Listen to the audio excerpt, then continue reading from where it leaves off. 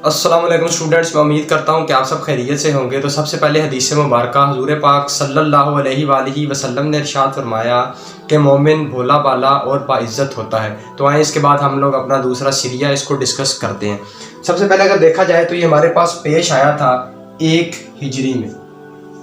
1 ہجری میں یہ کیا ہوا تھا؟ وقوع پذیر ہوا تھا ہمارے پاس۔ اگر مہینے کی بات کریں تو مہینہ تھا شوال کا۔ اس کے بعد مطابق بات کریں تو ہمارے پاس تھا 653 عیسوی۔ اگر اس میں امیر کی بات کریں تو اس میں ہمارے پاس امیر تھے حضرت عبیدہ بن حارث رضی اللہ تعالی عنہ۔ ان کو امیر بنایا تھا آپ صلی اللہ علیہ وآلہ وسلم نے۔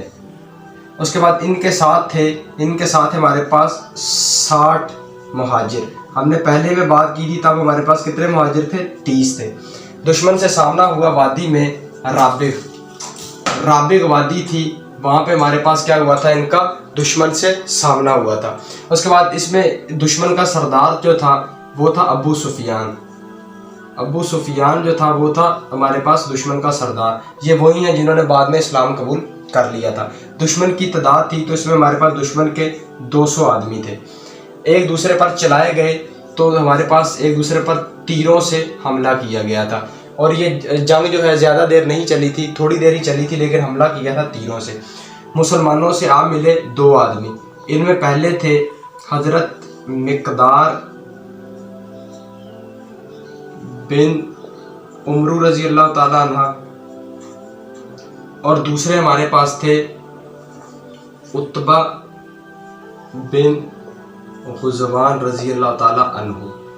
یہ اس طرح تھے، یہ پہلے سے ہی مسلمان تھے اور انہوں نے پہلے سے یہ پلان بنایا تھا کہ اس طرح کریں گے کہ ہم لوگ دشمن کی طرف جائیں گے اور جب جنگ وغیرہ ہوگی تو ہم لوگ اپنی طرف لوٹ آئیں گے۔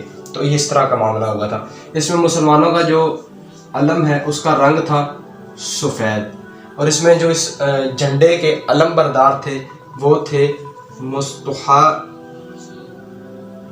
بن اساسہ رضی اللہ تعالی عنہ۔ تو یہ تھا ہمارے پاس دوسرا غزوہ، دوسرا سیریہ، اس کو آپ لوگ دیکھ لیں۔